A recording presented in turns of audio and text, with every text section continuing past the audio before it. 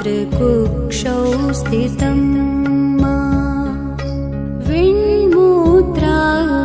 विण्मूत्रामेध्यमध्ये कथयति नितरा जाठरो जातवेदा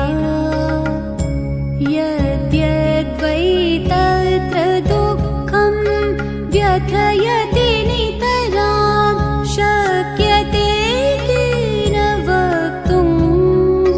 क्षन्तव्यो मे पराध शिव शिव शिव भो श्रीमहादेव शम्भो